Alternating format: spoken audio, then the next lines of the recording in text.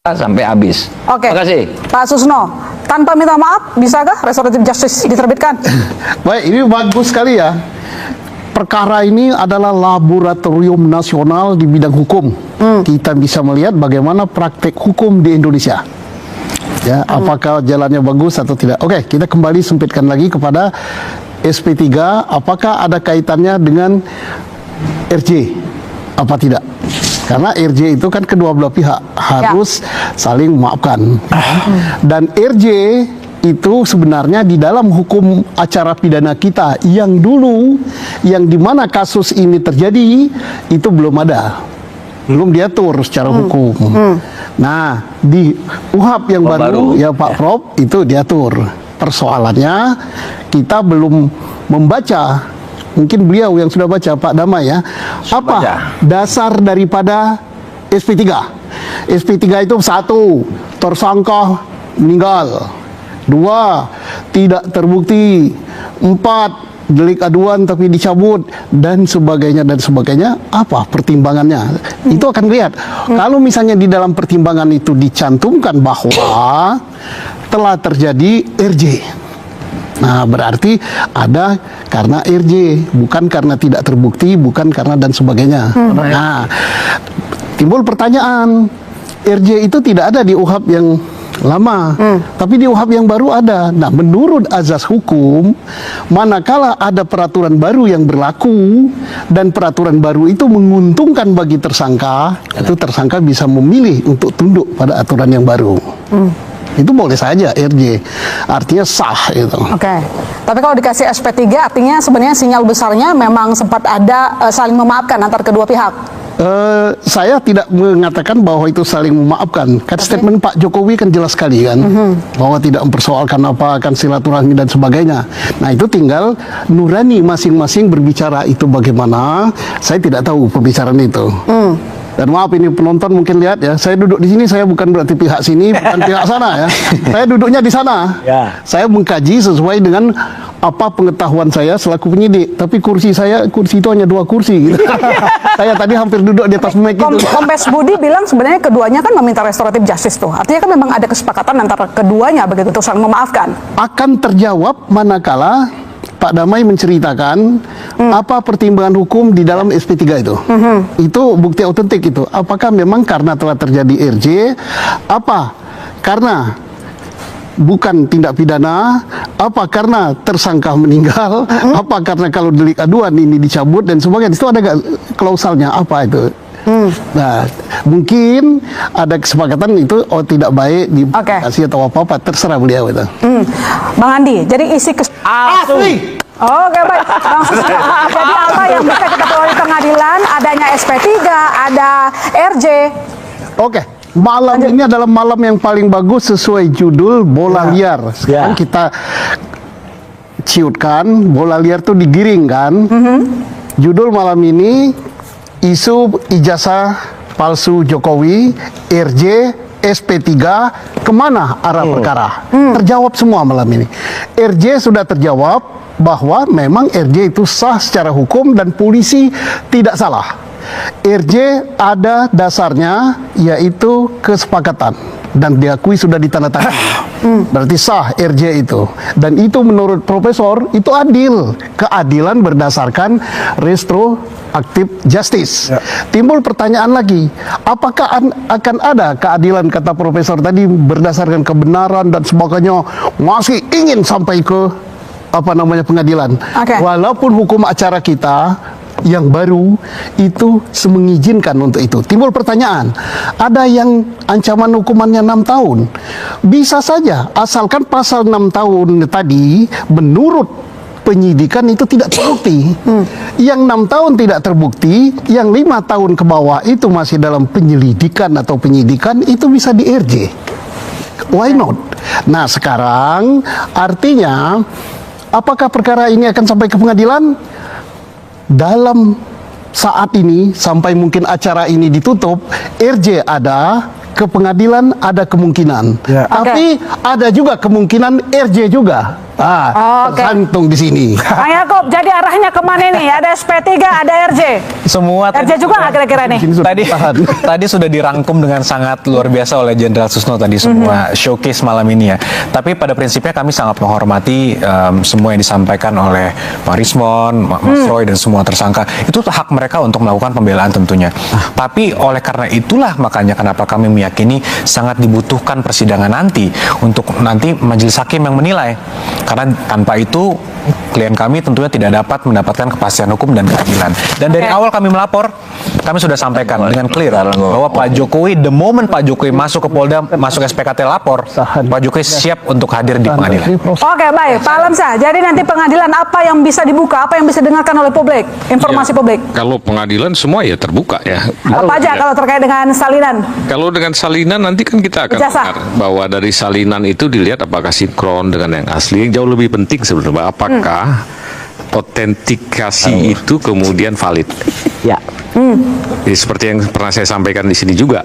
Nanti kita akan dengar perdebatan di situ apakah carbon datingnya clear, apakah ink datingnya clear, terus apakah semuanya itu memang identik.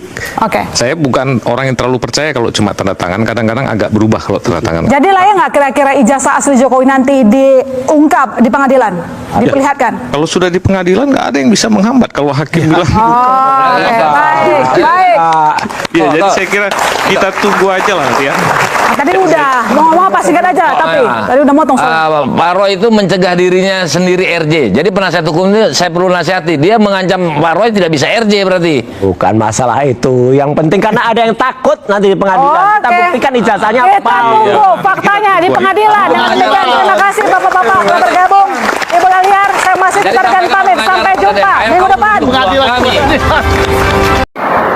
Ya, oke teman-teman, kembali lagi bersama saya di channel ini. Kita akan menyaksikan sebuah cuplikan video yang sangat cukup menarik.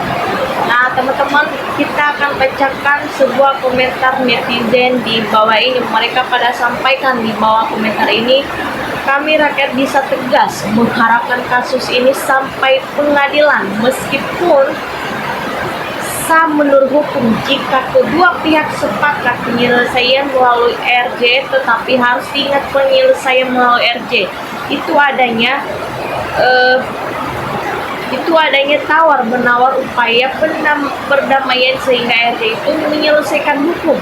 Nah, yang lemah mengesampingkan kebenaran dan rasanya keadilan bagi masyarakat juga tidak baik untuk proses penegakan hukum di masa yang akan datang. Nah, kalau ada pasti sudah ditunjukkan mengenai tentang ijazah Pak Jokowi, tidak akan di pengadilan, pasti akan ada ijazah itu. Kalau memang asli ijazahnya, ngapain diumpet-umpetin, kasih dilihat biar selesai perkara. Memang ini patut dicurigai. Nah, hukum dan penegak gimana sampai 80 tahun yang dihukum Menteri dan Gus Nur Polri dibayar oleh rakyat untuk ngayomi.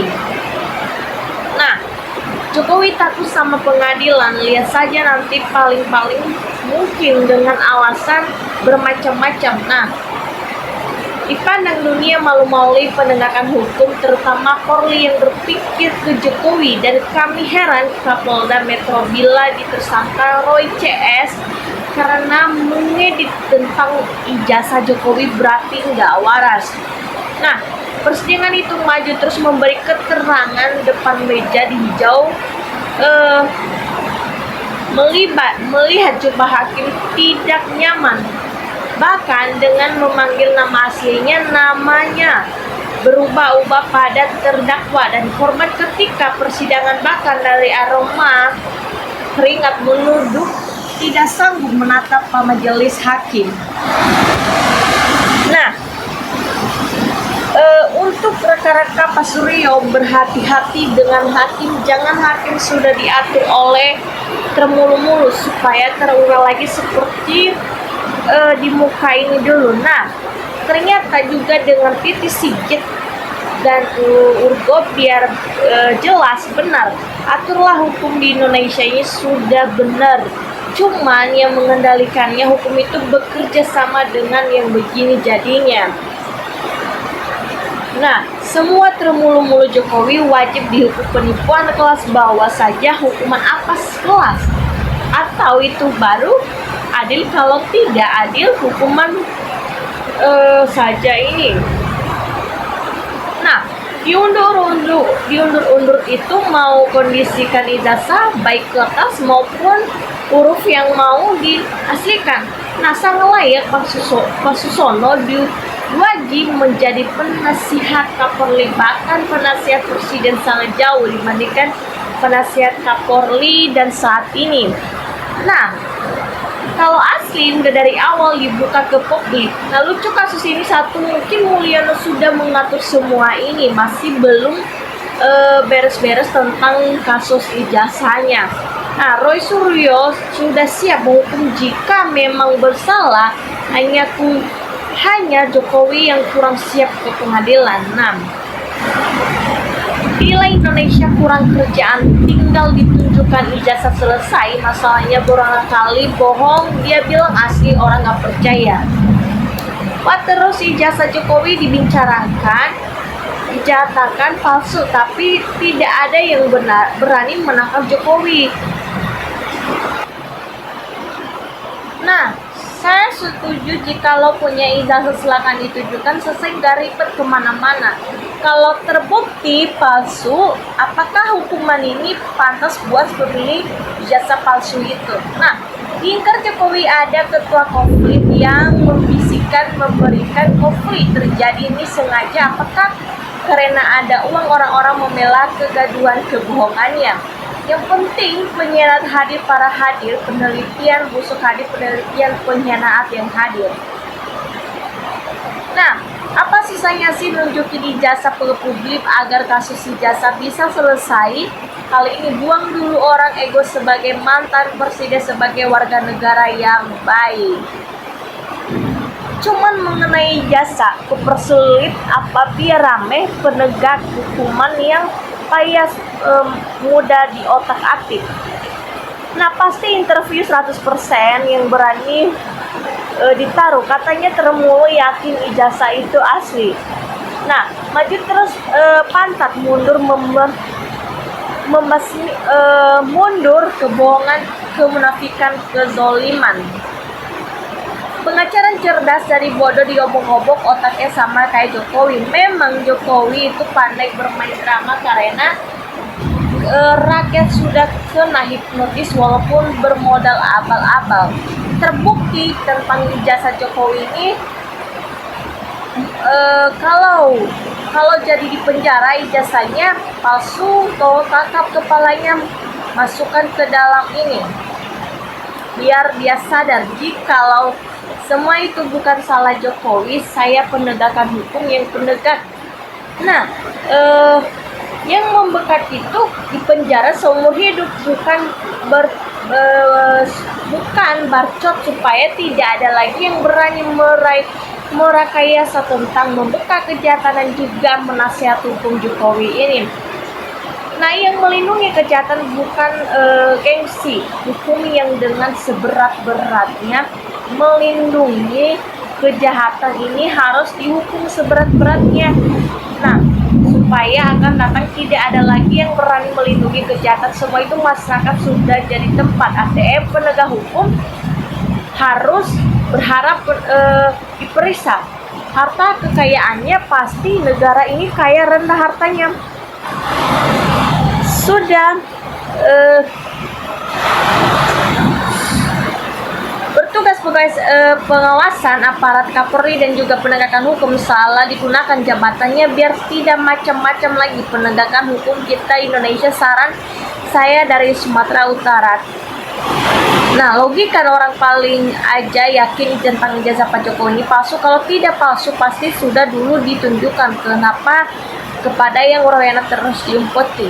Nah, yang jelas negeri ini sudah hancur di demokrasi institusi ketika Presiden ke-7 baik Kapolri, Wakim Jasa ikutannya semua ijazah palsuakan karena bermain dengan cuan-cuan yang bermain. Sebagai mantan presiden, sebagai memalukan internasional, baru kali ini orangnya tampil jadi rakyat, tapi tidak patuh sebagai contoh seorang mengerawan, selalu mengadu domba anak bangsa, sok-sok yang tidak patuh hukum, betul-betul merusak ekonomi bangsa, korupsi merajalela, kategori saat sehat sekali Pak Jokowi buat rakyat dan suku ini, sok-sok yang kalem dan membahayakan negara. Oke teman-teman, sekian dari video saya dan jangan lupa komen, subscribe di bawah ini supaya kalian gak ketinggalan video saya selanjutnya. Terima kasih.